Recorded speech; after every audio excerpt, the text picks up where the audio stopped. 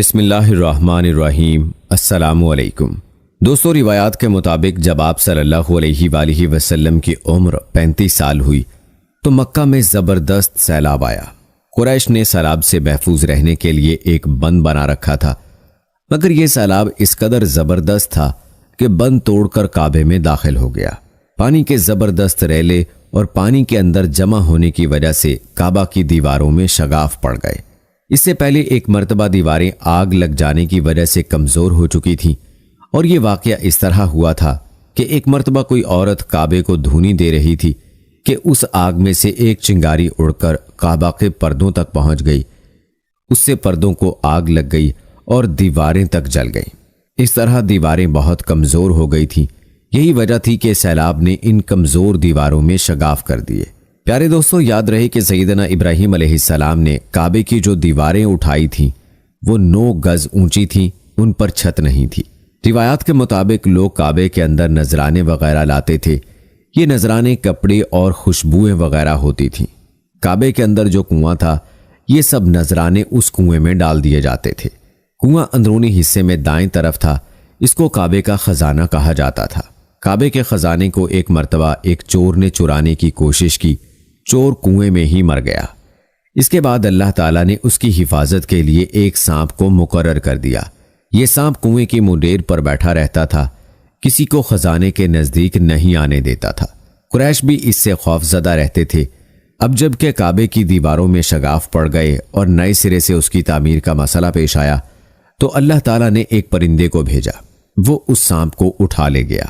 یہ دیکھ کر قریش کے لوگ بہت خوش ہوئے۔ اب انہوں نے نئے سرے سے کعبے کی تعمیر کا فیصلہ کر لیا اور پروگرام بنایا کہ بنیادیں مضبوط بنا کر دیواروں کو زیادہ اونچا اٹھایا جائے۔ اس طرح دروازے کو بھی اونچا کر دیا جائے گا تاکہ کعبے میں کوئی داخل نہ ہو، صرف وہی شخص داخل ہو جسے وہ اجازت دیں۔ اب انہوں نے پتھر جمع کیے۔ ہر قبیلہ اپنے حصے کے پتھر الگ جمع کر رہا تھا۔ چندہ بھی جمع کیا گیا۔ چندے میں انہوں نے پاک کمائی دی، ناپاک کمائی نہیں دی۔ مثلاً طوائفوں کی آمدنی، سود کی کمائی، دوسروں کا مال غصب کر کے حاصل کی گئی دولت چندے میں نہیں دی، اور پاک کمائی انہوں نے بلا وجہ نہیں دی تھی۔ دوستو، کہتے ہیں کہ اس کی وجہ ایک خاص واقعہ تھا جس سے وہ اس نتیجے پر پہنچے تھے کہ اس کام میں صرف پاک کمائی لگائی جائے گی۔ وہ واقعہ یوں تھا۔ ایک قریشی سردار ابو وہاب عمر بن عابد نے جب یہ کام شروع کرنے کے لیے ایک پتھر اٹھایا تو پتھر اس کے ہاتھ سے نکل کر پھر اسی جگہ پہنچ گیا جہاں سے اسے اٹھایا گیا تھا۔ اس پر قریشی حیران و پریشان ہوئے۔ آخر خود وہاب کھڑا ہوا اور بولا، اے گروہ قریش، کعبے کی بنیادوں میں سوائے پاک مال کے کوئی دوسرا مال شامل مت کرنا۔ بیت اللہ کی تعمیر میں کسی بدکار عورت کی کمائی، سود کی کمائی یا زبردستی حاصل کی گئی دولت ہرگز شامل نہ کرنا۔ یہ وہاب نبی کریم صلی اللہ علیہ وآلہ وسلم کے والد حضرت عبداللہ کا ماموں تھا اور اپنی قوم میں ایک شریف آدمی تھا۔ جب قریش کے لوگ خانہ کعبہ کی تعمیر کے لیے پتھر ڈھو رہے تھے تو ان کے ساتھ نبی کریم صلی اللہ علیہ وآلہ وسلم بھی پتھر ڈھونے میں شریک تھے۔ آپ پتھر اپنی گردن پر رکھ کر لا رہے تھے۔ تعمیر شروع کرنے سے پہلے قریش کے لوگوں نے خوف محسوس کیا کہ دیواریں گرانے سے کہیں ان پر کوئی مصیبت نہ نازل ہو جائے۔ آخر ایک سردار ولید بن مغیرہ نے کہا، کعبہ کی دیواریں گرانے سے تمہارا ارادہ اصلاح اور مرمت کا ہے یا اس کو خراب کرنے کا؟ جواب میں لوگوں نے کہا، ظاہر ہے ہم تو مرمت اور اصلاح چاہتے ہیں۔ یہ سن کر ولید نے کہا، تب پھر سمجھ لو اللہ تعالیٰ اصلاح کرنے والوں کو برباد نہیں کرتا۔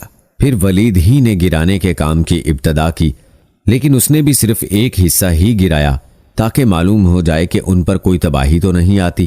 جب وہ رات خیریت سے گزر گئی تب دوسرے دن سب لوگ اس کے ساتھ شریک ہو گئے اور پوری عمارت گرا دی، یہاں تک کہ اس کی بنیاد تک پہنچ گئے۔ یہ بنیاد ابراہیم علیہ السلام کے ہاتھ کی رکھی ہوئی تھی۔ حضرت ابراہیم علیہ السلام نے بنیادوں میں سبز رنگ کے پتھر رکھے تھے۔ یہ پتھر اونٹ کی کوہان کی طرح کے تھے اور ایک دوسرے سے جڑے ہوئے تھے۔ ان لوگوں کے لیے ان کو توڑنا بہت مشکل کام ثابت ہوا۔ دوستو، روایات میں آتا ہے کہ دائیں کونے کے نیچے سے قریش کو ایک تحریر ملی۔ وہ تحریر سریانی زبان میں لکھی ہوئی تھی۔ انہیں سریانی زبان نہیں آتی تھی۔ آخر ایک یہودی کو تلاش کر کے لایا گیا۔ اس نے وہ تحریر پڑھ کر انہیں سنائی۔ تحریر یہ تھی، میں اللہ ہوں، مکہ کا مالک جس کو میں نے اس دن پیدا کیا۔ जिस दिन मैंने आसमानों और जमीन को पैदा किया, जिस दिन मैंने सूरज और चांद बनाए, मैंने इसको यानी मक्का को 7 फरिश्तों के जरिए घेर दिया है। इसकी अजमत उस वक्त तक खत्म नहीं होगी जब तक कि उसके दोनों तरफ पहाड़ मौजूद हैं। इन पहाड़ों से मुराद एक तो अबू कैस पहाड़ है जो कि सफा पहाड़ी के सामने है, और दूसरा कैकान पहाड़ है जो मक्का के करीब है और जिसका रुख अबू कैस पहाड़ की तरफ है। और ये शहर अपने बाशिंदों के लिए पानी और दूध के लिहाज से बहुत बाबरकत और नफा वाला है। ये पहली तहरीर थी। दूसरी मकाम इब्राहिम से मिली। इसमें लिखा था, मक्का अल्लाह ताला का मोहतरम और मुअज्जम शहर है। इसका रिज्क 3 रास्तों से इसमें आता है। यहाँ 3 रास्तों से मुराद कुरैश के 3 तजारती रास्ते हैं। इन रास्तों से काफिले आते जाते थे।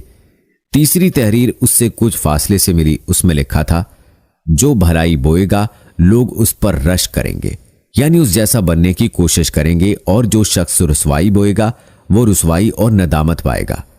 तुम बुराइयां करके भलाई की आस लगाते हो। हाँ, ये ऐसा ही है जैसे कीकर यानी कांटेदार दरख्त में कोई अंगूर तलाश करे।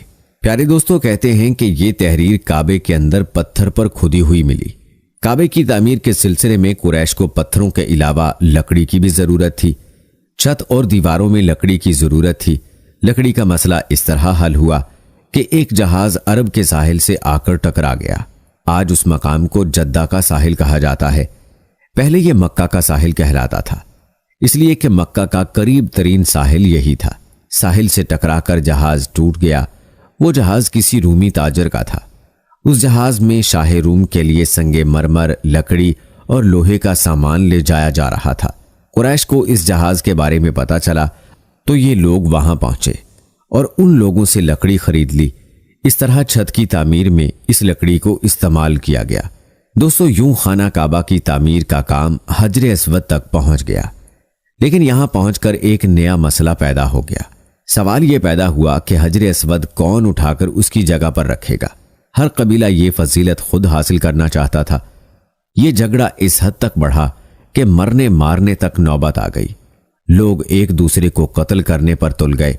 कबीला अब्दुद्दार ने तो कबीला अदी के साथ मिलकर एक बर्तन में खून भरा और इसमें अपने हाथ डुबोकर कहा, हजर अस्वद हम रखेंगे। इसी तरह दूसरे कबीले भी अड़ गए। तलवारें न्यामों से निकल आईं। आखिर वो सब बैतुल्लाह में जमा हुए। उन लोगों में अबू उमैया बिन मुगैरा था। उसका नाम हुज़ैफा था।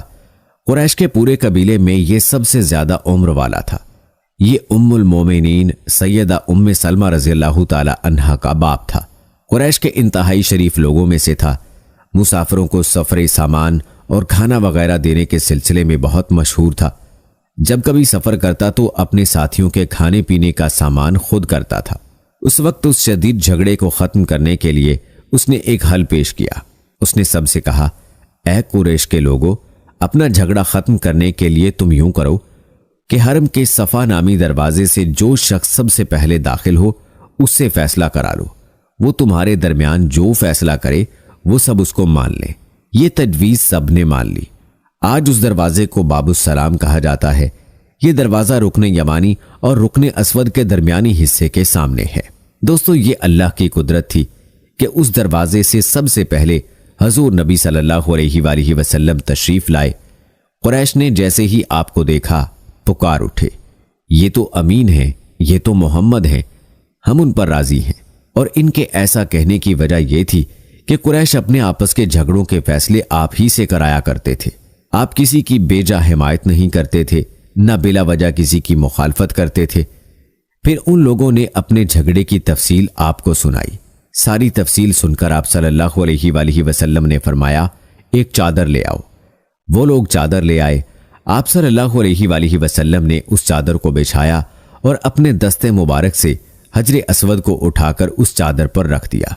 इसके बाद आपने इरशाद फरमाया, हर कबीले के लोग इस चादर का एक एक किनारा पकड़ लें, फिर सब मिलकर इसको उठाएं। उन्होंने ऐसा ही किया। चादर को उठाए हुए वो उस मकाम तक आ गए जहां हजर अस्वद को रखना था। उसके बाद नबी अकरम सल्लल्लाहु अलैहि वसल्लम ने हजर अस्वद को उठाकर उसकी जगह रखना चाहा, लेकिन ऐन उसी वक्त एक नजदी शख्स आगे बढ़ा और तेज आवाज में बोला, बड़े ताज्जुब की बात है कि आप लोगों ने एक कम उम्र नौजवान को अपना रहनुमा बना लिया है, उसकी इज्जत अफजाई में लग गए हो। याद रखो, यह शख्स सबको गुरोहों में तकसीम करेगा, तुम लोगों को पारा पारा कर देगा।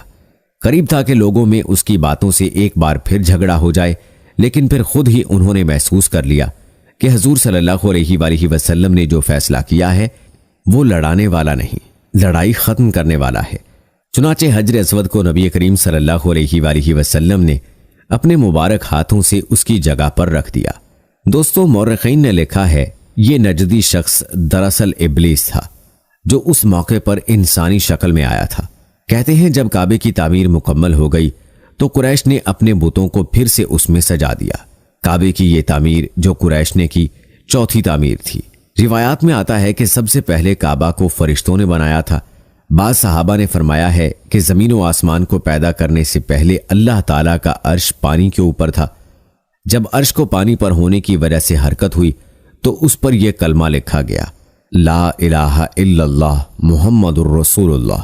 अल्लाह ताला के सिवा कोई माबूद नहीं, मोहम्मद अल्लाह ताला के रसूल हैं। इस कलमे के लिखे जाने के बाद अर्श साकिन हो गया। फिर जब अल्लाह ताला ने आसमानों और ज़मीन को पैदा करने का इरादा फरमाया तो उसने पानी पर हवा को भेजा। उससे पानी में मौजें उठने लगीं और बुखारात उठने लगे। अल्लाह ताला ने उन बुखारात यानी भाप से आसमान को पैदा फरमाया। फिर अल्लाह ताला ने काबा की जगह से पानी को हटा दिया, जगह खुश्क हो गई। चुनाचे यही बैतुल्लाह की जगह सारी ज़मीन की असल है और इसका मरकज़ है। यही खुश्की बढ़ते बढ़ते 7 बर्रे आज़म बन गई। जब ज़मीन ज़ाहिर हो गई तो उस पर पहाड़ कायम किए गए और कहा जाता है कि ज़मीन पर सबसे पहला पहाड़ अबू कबीस है।